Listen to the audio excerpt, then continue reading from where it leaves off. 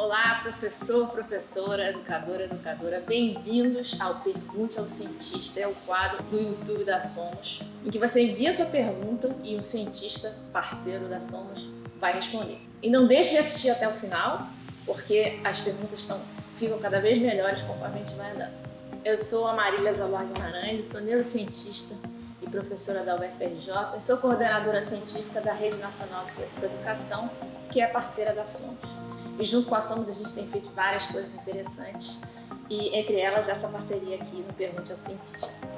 Bom, ciência da aprendizagem é uma área que surgiu, científica de pesquisa, que engloba na verdade várias abordagens e várias áreas diferentes. Para nós, a gente não pode estudar, entender como o cérebro aprende sem saber economia, matemática, psicologia, fonoaudiologia, entre elas todas então está a neurociência, que é a minha área. Mas é algo muito complexo, que a gente precisa de várias abordagens e saberes para poder entender.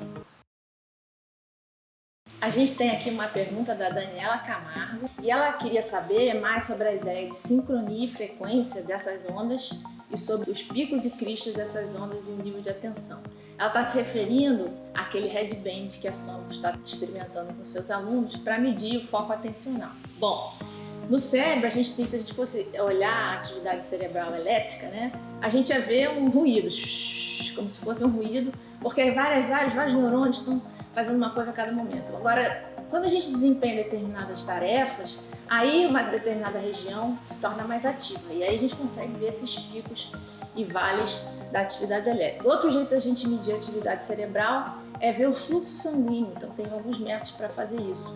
Quando uma área está recrutada, que a gente fala, quer dizer, ela está mais ativa para desempenhar uma tarefa, a gente vê que o fluxo sanguíneo, a quantidade de sangue que chega naquele local aumenta. Então com isso a gente consegue saber mais ou menos como é que está a atividade cerebral das pessoas desempenhando uma tarefa. Bom, um desses estudos que foi muito interessante foi justamente comparar essa atividade cerebral do professor e do aluno durante a aula.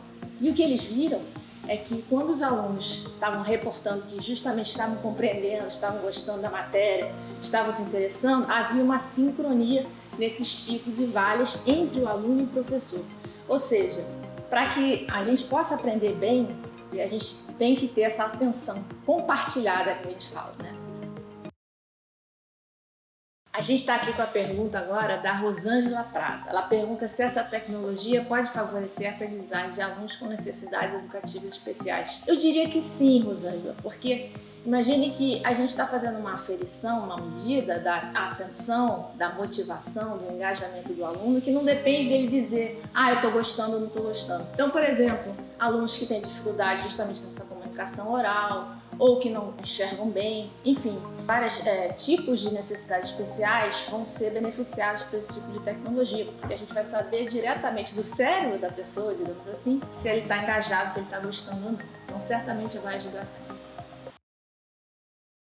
A gente tem também aqui uma pergunta da Thalita Vale, que pergunta se haveria uma relação entre o BNCC em relação às 10 competências gerais, nas habilidades socioemocionais que devem ser desenvolvidas no contexto escolar, com o que a neuropsicologia fala sobre o desenvolvimento das funções executivas. Sim, Thalita, existe uma sobreposição entre essas duas noções, Na BNCC a gente tem a questão da autoconsciência, autogerenciamento, consciência social, habilidade de relacionamento, tomada de decisão.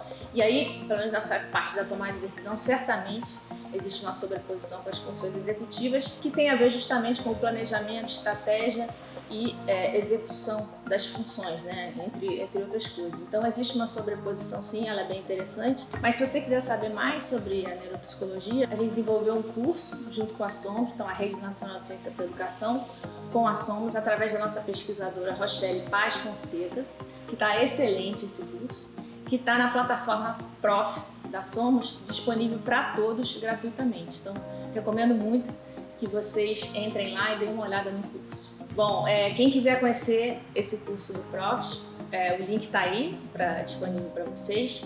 E eu recomendo muito que vocês voltem aqui e ponham suas perguntas no canal para o Pergunte ao Cientista, que a gente volta aqui para responder essas perguntas e eu voltarei com o maior prazer.